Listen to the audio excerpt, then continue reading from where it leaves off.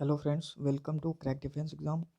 और आज हम लोग इंग्लिश के कुछ इंपॉर्टेंट क्वेश्चन सॉल्व करने वाले हैं जो एग्ज़ामिनेशन पॉइंट ऑफ व्यू से बहुत ही ज़्यादा इम्पॉर्टेंट है। और ऐसे सवाल ही पेपर में आएंगे और यही क्वेश्चंस आपके पेपर का हिस्सा बनते हैं। तो चलिए आगे बढ़ते हैं और पहला क्वेश्चन देखते हैं कि क्या है।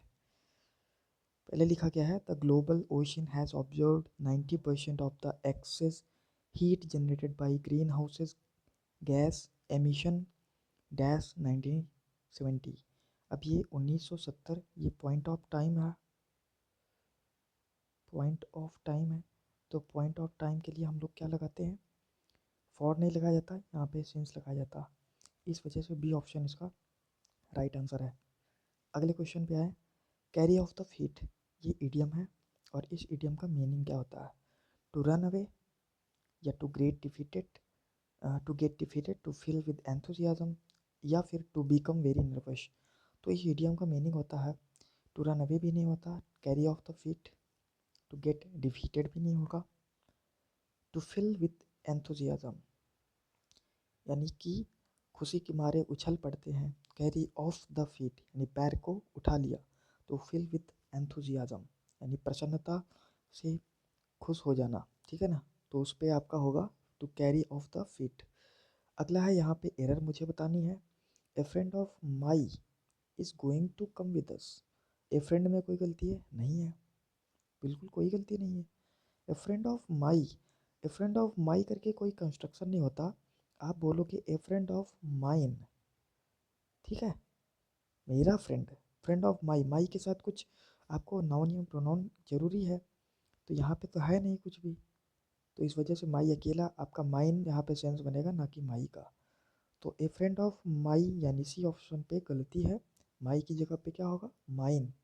ओके, तो नेक्स्ट क्वेश्चन पे बढ़ते हैं। सिलेक्ट द करेक्टी, ये इनमें से कौन सी स्पेलिंग है जो करेक्ट लिखी है? तो इन चारों में से आपका ए ऑप्शन जो है इसकी स्पेलिंग सही लिखी है, और बाकी स्पेलिंग्स हम लोग देखते हैं। जैसे वर्ड इमल्सीफाई होता है, इसका मीनिंग होता है combine and become a smooth mixture, ठीक है, किसी को मिला देना और स्मूथ मिक्सचर बनता है तो उसको इमल्सीफाई बोलते हैं। इमल्जन, इसकी राइट स्पेलिंग ये होती है EMULSION, a mixture that result when one liquid is added to another and is mixed with it but does not dissolve into it, ठीक है। और इम्प्रेस, ये एक फीमेल होती हैं जो रूलर होती हैं किसी एम्पायर की, और द वाइफ और a male ruler of an empire यानी रानी, आप साम्राज्ञी बोल सकते हो हिंदी में। इन कॉम्पैस, इन कॉम्पैस का मीनिंग होता है surrounded and have a hold with in, समझ रहे हैं? तो सराउंडेड एंड हैव और होल्ड विद इन, चारों ओर से ढका हुआ होना, उसको इनकम्पास बोला जाता है। तो ये आपको समझ में आया होगा। अगले क्वेश्चन पे बढ़ते हैं। C dash the entrance examination last year, तो किसी एग्ज़ाम के लिए जब हम लोग जाते हैं या दिया हुआ होता है तो उसको सेट फॉर हो जाता है, ना कि सेट इन, ना ही सेट एट, ना ही सेट ऑन, ठीक है। सेट फॉर होता है किसी भी एग्जामिनेशन के लिए, जब कमर कसी जाती है उसको सेट फॉर बोलते हैं, एग्ज़ाम दिया हुआ होता है, सेट फॉर एग्जामिनेशन। तो देखते हैं बाकियों के क्या है। देखिए, सेट इन जो है इसका मतलब होता है any organisation protest in which a group of people peacefully occupy, यानी ऑक्यूपाई मतलब क्या बोलते हैं उसको, ग्रहण कर लेना या कब्जा कर लेना, and refuse to leave a premises यानी वहाँ से छोड़ने को लिए तैयार नहीं होते हैं, तो उनको बोलते हैं सिट इन, कि बैठ गए अब छोड़ नहीं रहे हैं, धरना देने वाला sense. Sit for an exam, to take an exam to qualify for a licence such as a bar examination. तो जिन भी एग्जामिनेशन पे आप बैठते हो उसको सिट फॉर बोलते हैं। सिट ऐड करके कोई फ्रेजल वर्ब नहीं होती है। सिट ऑन का मतलब होता है टू डिले अ मैटर, कोई भी मैटर है, मुद्दा है, उसको डिले कर रहे हैं तो वो सिट ऑन होता है। तो ओके, अगले क्वेश्चन पे बढ़ते हैं आगे। यहाँ पे भी मुझे एरर बतानी है। Stratford is the town when Shakespeare was born, यानी अब यहाँ पे हिंदी आप निकालोगे तो कब का सेंस नहीं आएगा, यहाँ पे आ रहा है सेंस जहाँ का। तो जहाँ पे शेक्सपियर पैदा हुए थे ना, तो ये वेन की जगह पे क्या होना चाहिए, वेयर होना चाहिए, और वेयर आपका गलत हो गया, इस वजह से कहा ये ऑप्शन आपका बी जो है वो गलत है। और ये आपका राइट बन जाएगा यहाँ पे। एरर बी पार्ट पे है, यानी द टाउन वेन की जगह पे वेयर होगा। अगले क्वेश्चन पे बढ़ते हैं। Sorry I have a little money. I have a little money, देखो तीन चीज़ें होती हैं, एक ए लिटिल होता है, एक सिंगल लिटिल होता है, और एक होता है द लिटिल। तीनों का अलग कॉन्सेप्ट है। देखिए ए लिटिल, लिटिल और द लिटिल, जब ए लिटिल लगा होता है यानी बहुत थोड़े की बात हो रही है, और द लिटिल का मतलब सफिशिएंट होता है, और लिटिल का मतलब ना के बराबर, कुछ है ही नहीं। तो I have a little money, I really can't afford to go out with you guys. मैंने आपके साथ नहीं जा सकता, मैं अफोर्ड ही नहीं कर पा रहा हूँ, मेरे पास पैसे ही नहीं है, तभी मैं नहीं जा पा रहा हूँ। जब ना के बराबर पैसे हैं तो हम लोग क्या लगाते हैं, लिटिल लगाते हैं। तो इस वजह से यहाँ पे आपका ऑप्शन नंबर ए सही बनेगा। ठीक है, अगले क्वेश्चन पे जाते हैं। हनी एंड टर्मरिक, हनी मतलब शहद, टर्मरिक मतलब हल्दी, हैव एंटीबैक्टीरियल, उसके अंदर एंटीबैक्टीरियल गुण है, which help in removing toxins.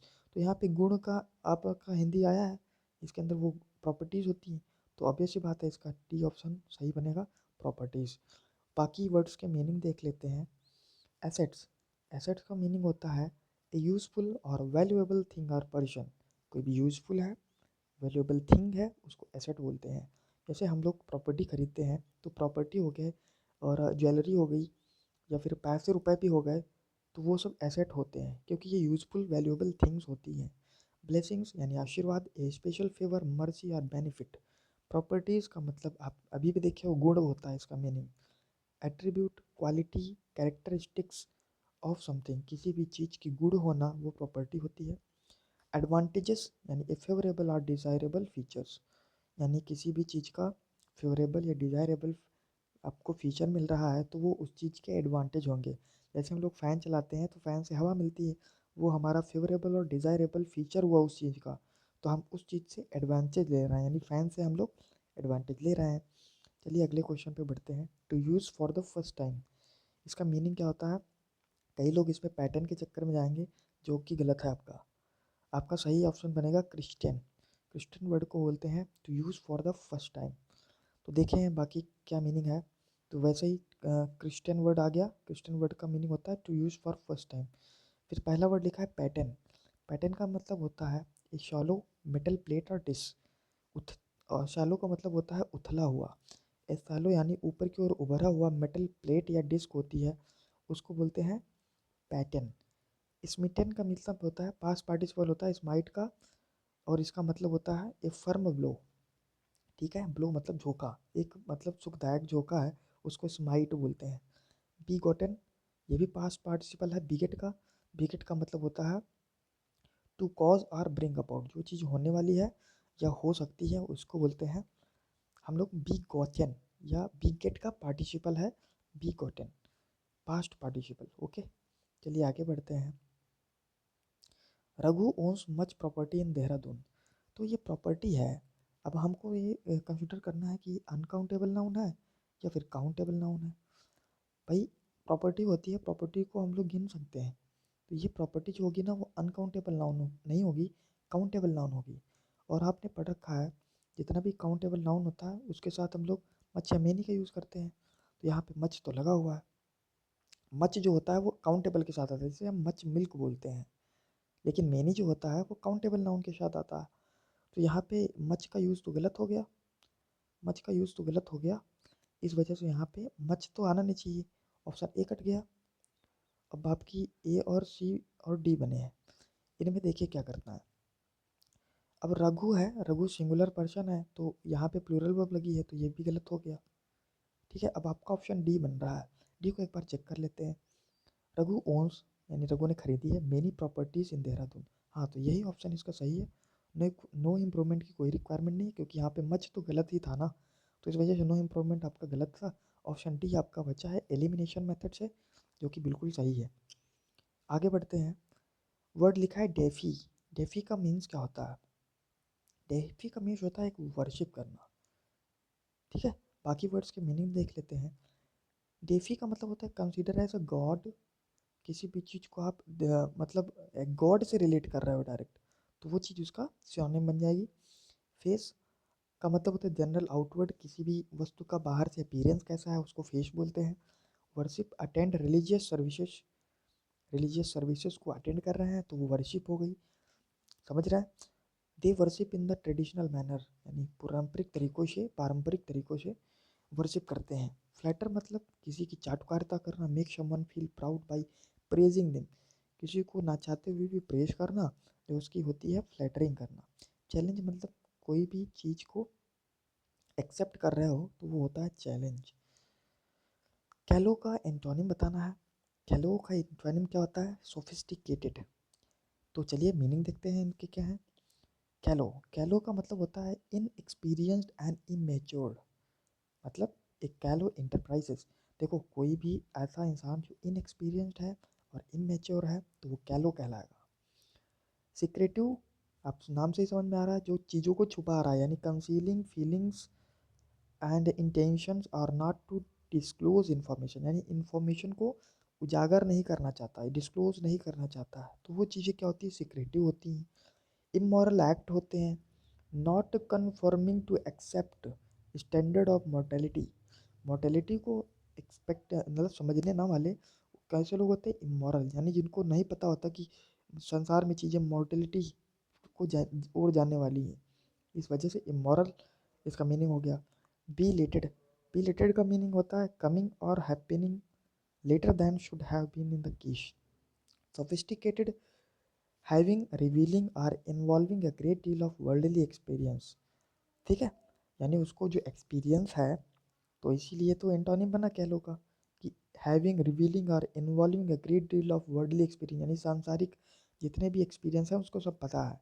And knowledge, और नॉलेज है फैशन का, कल्चर का, तो वो चीज़ें होती हैं सोफिस्टिकेटेड। सोफिस्टिकेटेड पर्सनैलिटीज़ होती हैं, ऐसे भी आप याद रख सकते हो, जिनको सांसारिक मोह माया का सब कुछ ज्ञान रहता है, जितनी भी सांसारिक चीज़ें हैं उनका ज्ञान रखने वालों को हम क्या बोलते हैं? सोफिस्टिकेटेड बोलते हैं। चलिए अगले क्वेश्चन पे चलते हैं। इन द लॉन्ग रन, अब इसमें कई लोग कंफ्यूज होकर परमानेंटली को टिक करेंगे, जो कि बिल्कुल गलत है। इन द लॉन्ग रन का मीन होगा आपका अल्टीमेटली, जो किसी पीरियड ऑफ टाइम के लिए रहने वाली चीज़ है उसको इन द लॉन्ग रन बोलते हैं, अल्टीमेटली। तो आपको समझ में आया होगा। अगला वर्ड है, इनमें से करेक्टली स्पेल कौन लिखा गया है? तो इसमें करेक्टली स्पेल आपका पोर्टुगीज वर्ड लिखा है। पुर्तगाल जो होते हैं उनकी स्पेलिंग होती है PORTUGUESE, UGUESE, पोर्टुगीज की स्पेलिंग यहाँ पे बिल्कुल सही लिखी है। तो बाकी वर्ड्स की स्पेलिंग सही देख लेते हैं। प्रोट्रेट का स्पेलिंग यही सही होता है, PORTRAIT। इसका मतलब होता है ए पेंटिंग, यानी कोई भी पेंटिंग होती है, हम अब मोबाइल के कैमरा पे भी पोर्ट्रेट मोड चलाते हैं, यानी वो पेंटिंग मेथड से फ़ोटो क्लिक होगी। फिर फोटोग्राफ, ड्राइंग, ये सब आपके पोर्ट्रेट हो गए। पोर्ट्रेचर मीन्स होता है the art of painting, portrait बनाने की कला क्या हो जाएगी? पोर्ट्रेचर हो जाएगा। Portfolio, a large thin case used as for carrying drawing document, यानी हम लोग जो डॉक्यूमेंट्स और ड्राइंग्स को रखने के लिए केस का यूज़ करते हैं वो होता है पोर्टफोलियो। पोर्टफोलियो की स्पेलिंग सही होगी PORTFOLIO, ना कि FALIO। पोर्टफोलियो होता है। पोर्ट्रेचर की स्पेलिंग आप देख ही चुके हो। आगे बढ़ते हैं। एपिडेमिक, एपिडेमिक का एंटोनिम बताना है। तो एंटोनिम आपका हो जाएगा लिमिटेड। एपिडेमिक डिसीजेज होती हैं, यानी फैलाव, फैलाव कर रहे होगे तो काफ़ी जगह पे फैला हुआ होगा। और लिमिटेड का मतलब एक ही जगह पे संकुचित है वो चीज़। बाकी वर्ड्स के मीनिंग देख लेते हैं। एपिडेमिक का मतलब a wide spread occurrence of an infectious disease, एक community at a particular time, किसी पर्टिकुलर टाइम पे कई सारे लोगों पे एक डिसीज़ का स्प्रेड हो जाना, वो क्या कहलाता है? एपिडेमिक कहलाता है। वाइड स्प्रेड यानी चौड़े रूप में स्प्रेड हो चुका है, काफ़ी जगह पे स्प्रेड हो चुका है, तो वो चीज़ होती है आपकी एपिडेमिक। और जो एपिडेमिक्स होती हैं वो आउटब्रेक होती हैं, यानी अचानक से उभर के बाहर आती हैं। जैसे कोरोना था, वो भी आउटब्रेक हुआ था, तो ये याद रखेंगे। कंटेजियस का मतलब होता है स्प्रेड फ्रॉम वन पर्सन और organism to another, typically by directly contact. तो जितने डायरेक्टली कॉन्टैक्ट से डिसीजेस फैलती हैं उनको कंटेजियस यानी संक्रामक बीमारियाँ कहते हैं। Endemic, regularly found among the particular people or in a certain area, किसी भी सर्टेन एरिया पे कुछ लोगों को बीमारी पाई जा रही है तो वो इंडेमिक होती है। पहले कोई भी बीमारी इंडेमिक ही रहती है। जैसे कोरोना वुहान पे आया था तो वो पहले इंडेमिक था, वहाँ के लोगों के लिए था, फिर वो सभी लोगों के लिए वाइड स्प्रेड हो गया तो वो एपिडेमिक बन गया। ओके। और इन्फेक्शियस, इन्फेक्शियस का मतलब होता है संक्रामक, liable to are transmitted to people organism to the environment, environment के थ्रू कोई भी वायरस जो है वो फैल रहा है तो इन्फेक्शियस बोलते हैं। जैसे कोरोना वायरस इन्फेक्शियस डिजीज थी, एनवायरनमेंट के थ्रू फैल रहा था। ठीक है। और लिमिटेड का मतलब ही होता है स्मॉल इन रेंज और स्कोप। तो एंटोनिम आपका हो जाएगा इस लिमिटेड। बाकी वर्ड्स आपको समझ में आए होंगे। एपिडेमिक का मतलब होता है सभी जगह पे चारों ओर फैल चुका है, और इंडेमिक का मतलब था कि बहुत ही कम जगह पे इसी पर्टिकुलर जगह पे फैला हुआ है। ओके। आगे बढ़ते हैं। एस्टोनिश्ड, एस्टोनिश्ड का सिनोनिम बताना है तो मतलब होता है चकित रह जाना, आश्चर्यचकित रह जाना। तो इसका सिंपल सा मीनिंग हो जाएगा ओवरवेल्म। कुछ वर्ड हैं इसके। एस्टोनिश मतलब सरप्राइज और, एस्टोनिश सरप्राइज और इम्प्रेस कर जाना, ठीक है ना, ग्रेटली तरीके से। तो और इसका एंटोनिम हो जाएगा, मतलब सिनोनिम हो गया overwhelm, to cause feel to someone. ठीक है। बाकी वर्ड था मुंडेन, मुंडेन का मीनिंग होता है लाइकिंग इंटरेस्ट और एक्साइटमेंट। कोई भी चीज़ को लेके एक्साइटमेंट या इंटरेस्ट ख़त्म हो चुका है तो वो डल या मुंडेन होती है। इम्प्रेस का मतलब होता है द वाइफ और विडो ऑफ एन एम्परर। अभी आपने देखा कि जो भी आपकी विधवा हो या पत्नी हो, भाई जिसका पति एम्परर हो यानी राजा हो, वो अगर मर गया तो विधवा कहलाएगी या तो वाइफ। तो इम्प्रेस यानी साम्राज्ञी होती है इम्प्रेस का मीनिंग। और मुंडेन का मीनिंग याद रखेंगे, लाइकिंग इंटरेस्ट और एक्साइटमेंट, यानी एक्साइटमेंट को लेके कमी है, डल फील कर रहे हैं तो वो चीज़ होती है मुंडेन। एस्टोनिश मतलब सरप्राइजिंगली या इम्प्रेस करना किसी भी को एस्टोनिश होता है। और काम का मतलब होता है पीसफुल, शांति प्रिय ढंग से काम हो गया। अगला है, यहाँ पे एरर बतानी है हमें। नो एरर हो तो नो एरर टिक कर देंगे। देखिए, book that I read last night was inspiring. अब कोई ऐसी किताब है जिसको मैंने लास्ट नाइट को पढ़ा हुआ है और वो कैसी थी, इंस्पायरिंग थी। यानी इंस्पायरिंग बुक मैंने पढ़ी है। तो बुक तो बहुत सारी होती हैं, लेकिन ये इंसान जो है यानी मैंने इस बुक को जो पढ़ा है वो एक पर्टिकुलर बुक है ना, जो कि कैसी थी, इंस्पायरिंग थी। तो जब भी कोई पर्टिकुलर थिंग हो जाएगी तो उससे पहले हमको क्या लगाना होगा, द लगाना होगा। तो इसी वजह से आपका ए ऑफ पार्ट में गलत हो गया, यानी बुक दैट में गलत है। यहाँ पे क्या होगा, the book that I read last night was inspiring. Okay. तो आगे क्वेश्चन पे बढ़ते हैं। I would love to go for pizza with you dash not tonight. मैं तुम्हारे साथ पिज़्ज़ा जाना चाहता हूँ लेकिन आज नहीं। ठीक है ना।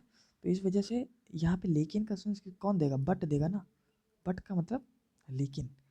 तो इस वजह से आपका ऑप्शन ऑप्शन डी यहाँ पे सही है। अगले वर्ड पे देखेंगे, action that is likely to make people very angry. ऐसा एक्शन जो पीपल को एंग्री कर दे, वो एक्शन कौन सा होगा, इन्फ्लेमेटरी होगा। ठीक है ना।